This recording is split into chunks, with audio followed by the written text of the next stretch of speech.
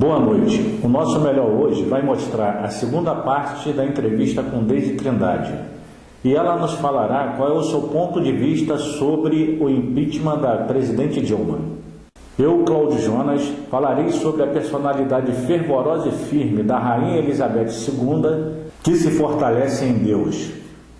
Padre Tiago Sardinha de Jesus, reitor do Santuário de Nossa Senhora da Penha, nos explica como são acolhidos os casais de segunda união na comunidade católica. Não saiam daí, o nosso melhor volta já.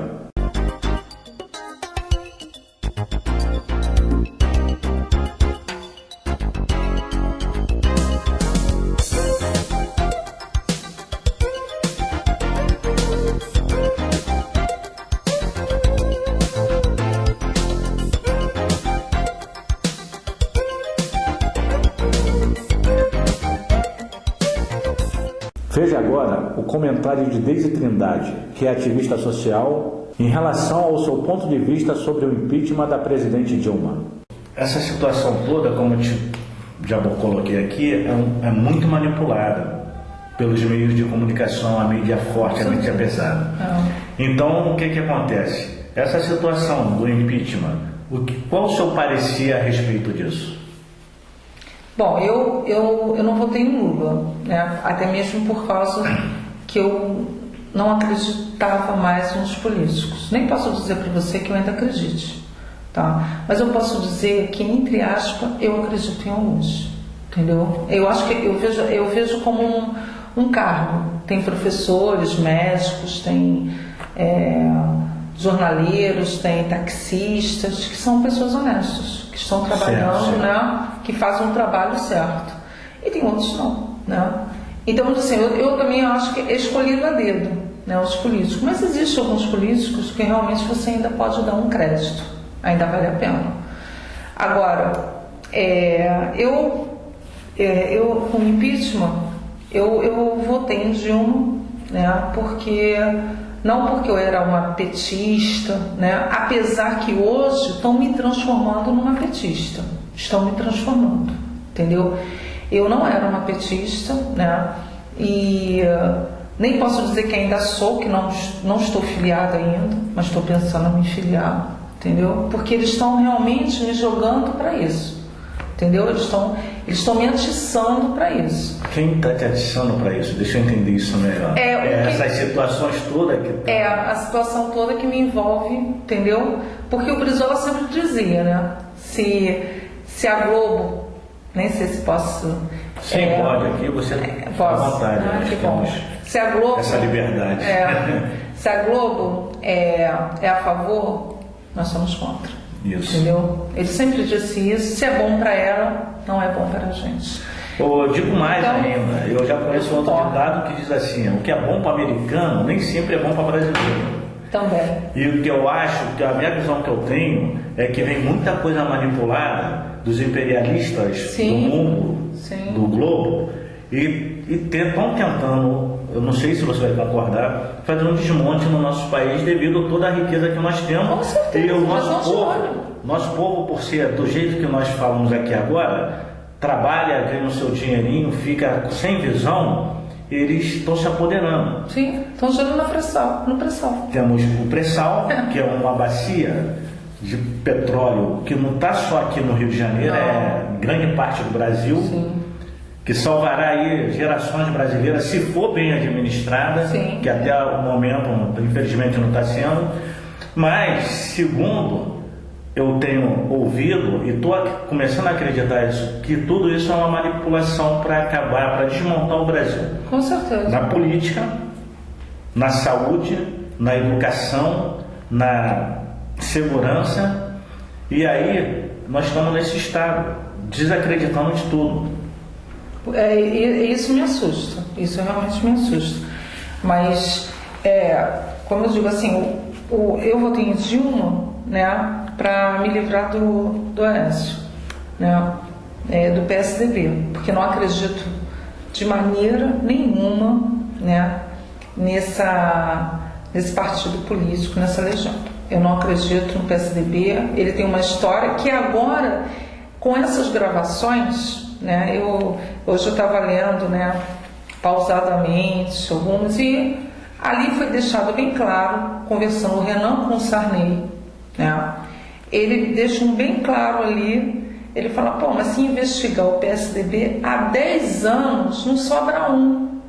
Ele deu a entender que todos eles, porque falam do PT, né? Mas todos os partidos políticos, posso dizer, tirando o PSOL, que é um partido novo, mas se a gente também for ver, ele vem de origem petista, né? Que ele saiu dali, aquela linha saiu dali.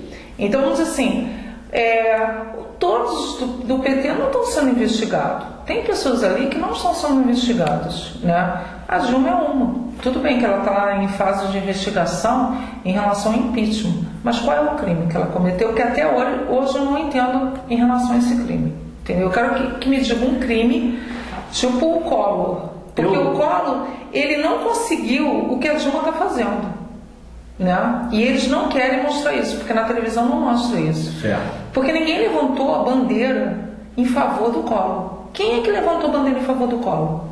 Que eu saiba, ninguém. Eu vivi na época do Collor. Você está falando um aspecto que eu também não percebi isso naquela época. Ninguém levantou, ninguém pediu assim para o Collor ficar, ninguém, sabe, fez manifestações, porque hoje nós temos aí manifestações todos os dias praticamente. Hoje mesmo vai ocorrer uma, né? Lá na casa, porque a Marcela ontem, a primeira-dama, ela chorou, né? Devido às manifestações que estão ocorrendo com o marido dela. E hoje vão para a casa dela de novo em São Paulo, dele. Vão sofrer outro tipo de tormento, pode-se dizer, dos ativistas. Vão estar lá às 5 horas da tarde. Disseram que iam para lá e não tem hora de sair. Então, vamos dizer assim, eu fico indignada, eu tenho indignação em relação às pessoas não perceberem, né, que nós realmente isso é um golpe. Eles mesmos mostraram isso com as gravações, porque agora não tem nada que mostre contra, entendeu? Não existe. Eu acho um absurdo. A Dilma ainda teve que... o Supremo pediu a ela que ela, vamos dizer assim, caracterizasse o motivo de ser... Ela está falando abertamente de ser golpe, né? Ela tem agora que mostrar o motivo que leva a ser golpe. Ela não tem mais... Por quê? Tá aí o Renan, tá aí o Jucá que mostraram isso. As gravações A grande mídia, principalmente a Globo, ela não fala a palavra golpe. Ela não fala a palavra golpe. Mas hoje, mediante aquela disputa do Sérgio Machado, as coisas já estão mudando em relação a isso, porque realmente já não tem mais como não querer enxergar alguma coisa dentro desse horizonte. Não, isso aí tá, sabe, hoje a coisa assim tá muito clara e eu fico muito feliz assim. Eu fiz um cartaz, né, que posso dizer um cartaz, e eu fui para rua e chamou muita atenção, porque eram algemas e tudo. Então, eu tive a Rede Bandeirantes, ela me entrevistou, na rua mesmo. E aí ele me fez várias perguntas, porque eu estava na rua, né, aquela coisa toda. E eu perguntei, eu falei para o repórter, agora eu te faço a pergunta, né, porque eu não estou em Brasília. Eu não estou em Brasília. Então, assim, eu que faço a pergunta agora. Você que tem mais acesso a esse mundo que eu não tenho, né? Vai ver, ainda não tinha ocorrido o impeachment. E ele falou assim, vai haver o impeachment? Ele, provavelmente sim. Aí eu falei assim, e o Cunha? Provavelmente não vai acontecer nada com ele. Por quê? Porque o Cunha, né, ele conhece toda a sujeirada e vai levar muita gente junto. E o impeachment vai ser favorável ter esse impeachment para eles, entendeu? No começo ele não me deixou claro isso, o motivo vai ser favorável, por quê? Eu não estava ainda associando isso tudo, agora eu entendi, né? E eu perguntei a ele, e Dilma, ela praticou algum crime? E o rapaz, o repórter, falou assim, não acredito, eles não têm nada contra ela, mas sim contra o Lula. O Lula, bem provável de ter. Mas a presidenta atual, que saiba, desconhece. ela está totalmente limpa. E isso me faz assim muito feliz pelo meu voto, entendeu? Não. Porque você votar, né, e não ter certeza daquele voto, porque quando eu fui votar na Dilma, eu votei em Dilma, eu votei com intenção de derrubar o Aécio, né? Então a culpa não é minha, caso ele entrasse, né, que eu votei em Dilma. E a minha intenção era o PSDB, eu não queria ele, como não quero PMDB, eu acho até que o grande problema da Dilma, né, foi se aliar a quem não deve, né? Na próxima edição, assista a terceira parte dos comentários de Deide Trindade sobre a política atual.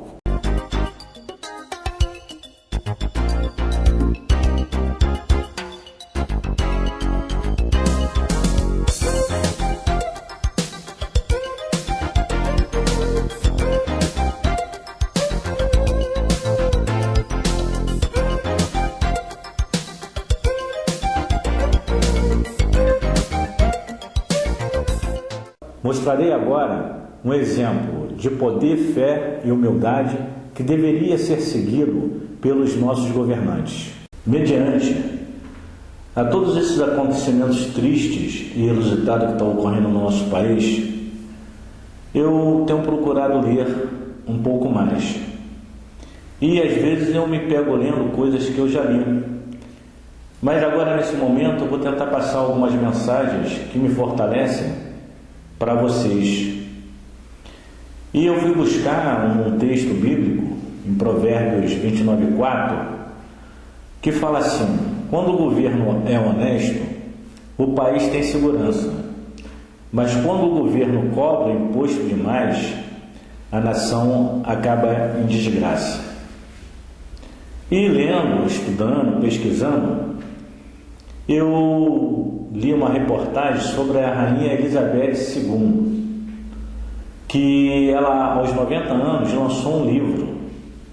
E o livro dela se chama A Rainha Serva e o Rei que ela serve. Eu associei isso a todo esse desmando, a toda essa vergonha que está acontecendo no nosso país. Olha, a rainha serva e o rei que ela serve. Eu me aprofundei um pouco mais e num outro artigo que fala também sobre a Rainha Elizabeth, vi num texto que tudo que ela faz há muito tempo durante o reinado, durante a vida dela, ela coloca Deus na frente. E isso me aguçou assim a curiosidade e eu fui buscar esse texto. Ele tem 10 tópicos. Em cada programa eu vou falar um para vocês, mas agora eu vou falar o primeiro tópico.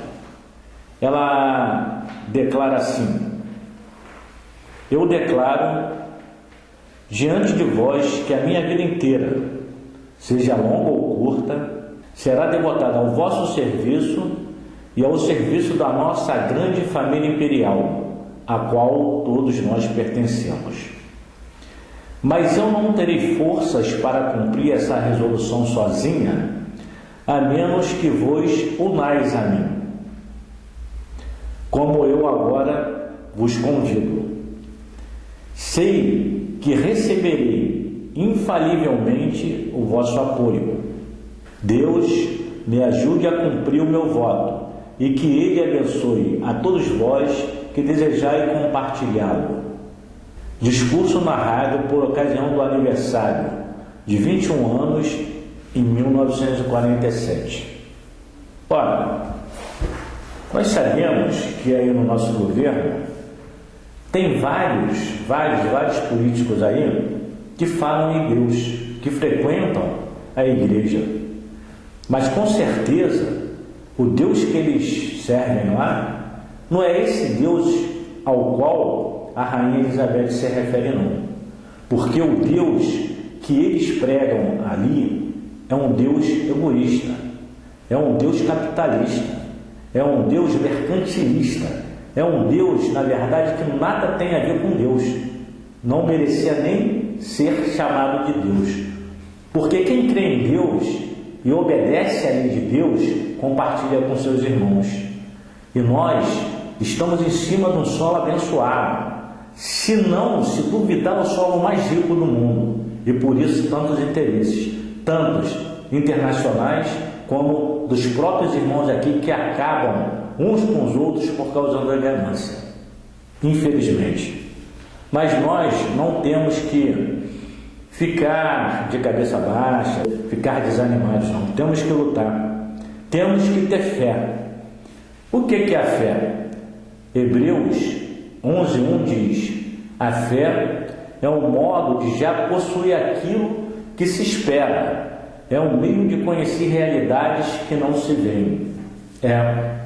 Realmente, hoje, se convocasse uma nova eleição, não teria como levantar um nome dentro daquele congresso, dentre os políticos, para ser nosso presidente. Mas vamos sim botar Deus à frente dos nossos problemas e vamos acreditar que Ele vai levantar, como levantou Davi, como levantou Salomão, um representante legal, honesto, capaz e justo para comandar esse grande Brasil. Porque a terra é abençoada, o povo é abençoado e trabalhador. Infelizmente, estamos na mão de mercenários que só pensam em si, nas suas contas bancárias e nas suas próprias famílias. E nós é que bancamos todos eles. Mas vamos ter essa esperança, vamos ter essa fé que Hebreus nos descreve. Há de se levantar, eu creio nisso, um homem que vai nos dar orgulho no trabalho que ele realizará para o povo brasileiro. Assim seja, graças a Deus. Padre Tiago Sardinha de Jesus esclarece pontos relacionados a casais de segunda união no seio da Igreja Católica. Caríssimos irmãos e irmãs, nós hoje vamos meditar sobre o tema dos casais em segunda união, sua participação na Igreja Católica. Ano passado, 2015, foi feito o Sínodo dos Bispos para a Família, reunidos com o Papa Francisco, e eles concluíram aquilo que os casais em segunda união podem realizar, podem colaborar, podem agir no meio da Igreja, nas pastorais e movimentos que nelas existem. Agora, quanto à questão sacramental, os casais da segunda união, na verdade, continuam a não poder receber os sacramentos por uma questão simples, que o Sínodo confirma aquilo que, na verdade, não se mudaria, porque não se pode mudar aquilo que é instituição divina, aquilo que vem de Deus. E conforme ouvimos o Evangelho de Jesus segundo Marcos a nos falar, o que Deus uniu o homem não pode separar, a Igreja Católica não pode mudar aquilo que Deus uniu, aquilo que foi bênção de Deus. Diz também São Paulo, na carta aos Romanos, capítulo 11, versículo 29, toda vocação é irrevogável. Repito, toda vocação é irrevogável. Então, uma vez dada a bênção de Deus para aquela vocação, não se volta atrás. Deus, Ele não brinca em serviço. Deus, Ele não brinca com a responsabilidade, não brinca com o ser humano. Nós, às vezes, é que brincamos com as nossas vocações e nós, da Igreja Católica, queremos esclarecer de uma forma tranquila o porquê de os casais da segunda união não poderem receber os sacramentos. Então, conforme disse no início, é uma forma simples de se entender o porquê. Não se pode receber os sacramentos porque o mesmo Cristo que te abençoou pelo sacramento do matrimônio é a mesma pessoa, o mesmo Cristo que está na Eucaristia, que está no batismo, na confissão, no sacramento da ordem, sacramento da unção, enfim, todos os outros sacramentos. Então, como é que eu não estou bem com Cristo no sacramento do matrimônio? Porque eu rompi, eu me separei da pessoa na qual eu casei.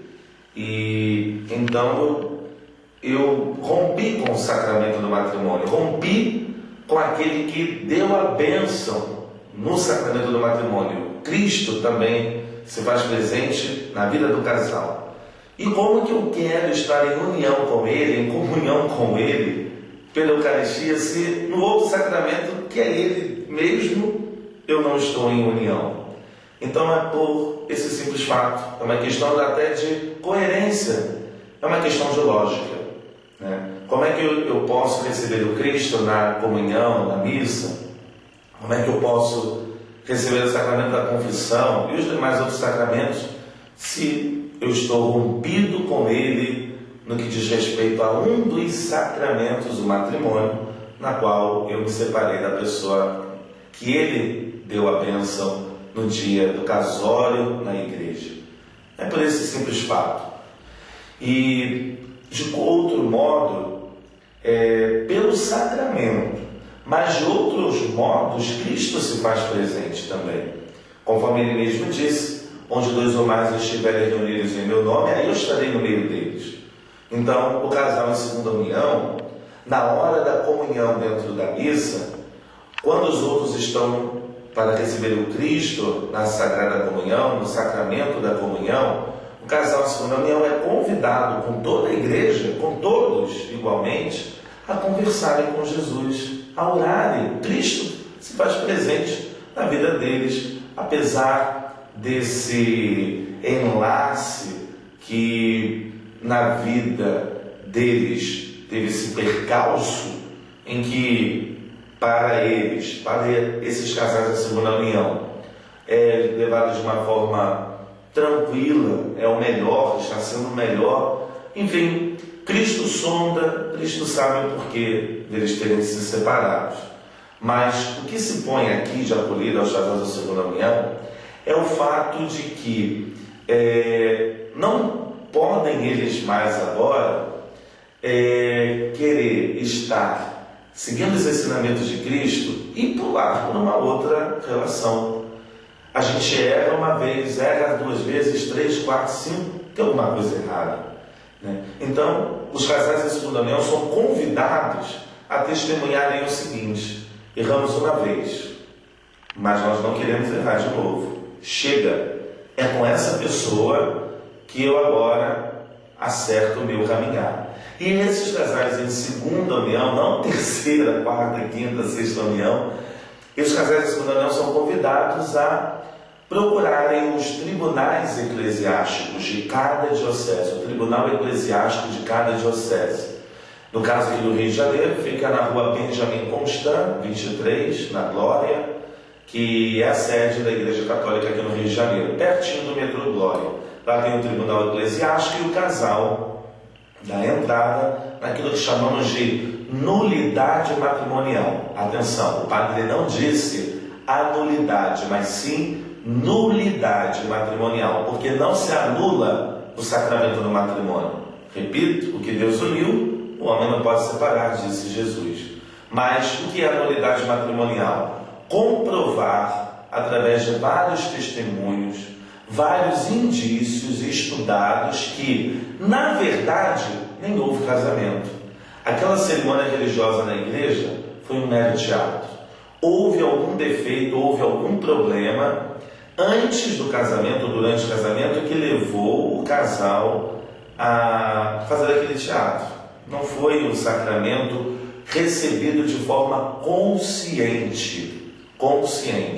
Houve algum engano, houve alguma coisa que talvez fora escondido e não revelado à outra parte, e que só depois de casado, então, se realizou, se manifestou. Então é feito um estudo minucioso para se comprovar isso. E aí, diante de todo esse estudo, se conclui se há possibilidade de nulidade matrimonial ou não. Se concluir que sim, na verdade, então, se diz claramente que não houve casamento. Logo, aquela pessoa está livre. Ela está livre para casar novamente na igreja? Não, porque na verdade o primeiro nem aconteceu de verdade. Para se casar na igreja com a pessoa na qual agora vive em segunda união, mas que não será mais segunda união. Será a verdadeira família na qual ela quer compartilhar toda a sua vida de uma forma certa, de uma forma em que os dois se amam, se respeitem de verdade, até que a morte os separe. Casar não é para qualquer um. Não significa que todos têm que casar, não. A vocação de ser solteiro, ela é válida, ela existe. Não significa que a pessoa está encalhada, a pessoa não tem jeito para namorar. Não é isso. Tem pessoas que não têm vocação para a vida matrimonial. Por isso não se deve aventurar. Não se deve de casar na igreja, né? Levar a outra pessoa na qual você quer partilhar a sua vida de qualquer jeito. É uma coisa séria, uma coisa que envolve toda a história da outra pessoa e da sua pessoa também. Logo, é importante toda uma preparação para que se possa evitar os divórcios que estão por aí. E no Santuário da Penha, nós temos todo sábado, às 5 horas da tarde, a pastoral familiar. Fica aqui o convite também aos casais em segunda união, aos solteiros, aos viúvos, a participação nesta pastoral. A pastoral familiar não é apenas para quem já está casado. A pastoral familiar é para quem é solteiro, viúvo e casal segunda união também. Aqui então a gente vê a participação deles na vida da igreja, os casais da segunda união. Então há uma acolhida na igreja católica para vocês, para os casais em segunda união. Também em outras pastorais, como a pastoral da acolhida, como a pastoral da saúde e outras pastorais e movimentos que nós temos no Santuário da Penha e nas paróquias do Rio de Janeiro e em outras cidades também. Então, venham participar. Na hora da missa da comunhão, faça a sua comunhão espiritual. Não deixe de participar, mesmo não recebendo Cristo na Eucaristia, mas que Ele venha ao seu encontro. Ele precisa de vocês. Seja não aqui ressaltado por que houve o divórcio. A gente não quer colocar aqui essas questões, mas que há possibilidade de reconhecer esse casamento em segunda união pela nulidade que o padre aqui já explicou, dando entrada no tribunal eclesiástico, e daí se regulariza.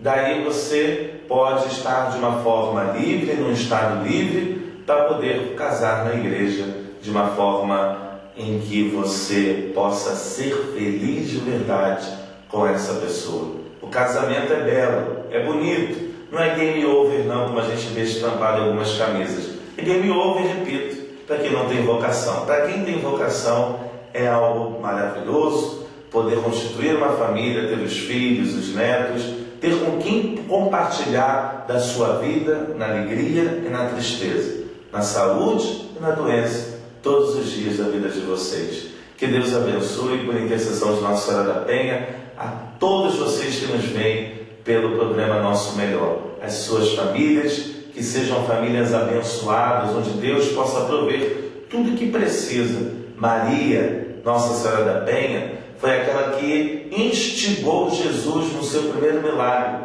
numa realidade familiar, numa festa de casamento, conhecida as bodas de Caná. Que Maria possa ver o que falta na festa do casamento da casa de vocês. É o que falta? O que falta na casa de vocês? Maria é aquela que provê e intercede por nós junto ao seu Filho Jesus novamente, para que Ele possa realizar o milagre impossível na vida de cada família que nos veio pelo programa Nosso Melhor. Por intercessão de Nossa Senhora da Penha, abençoe-vos o Deus Todo-Poderoso, Pai e Filho e Espírito Santo. Amém. O programa Nosso Melhor vai ficando por aqui. Assista esse programa todas as quarta-feiras pelo canal 6 da NET às 19 horas ou entre no site www.tvcrio.org.br ou no meu canal do YouTube, digitando meu nome, Cláudio Jones de Oliveira. Agradeço a sua atenção e até a próxima. Tchau.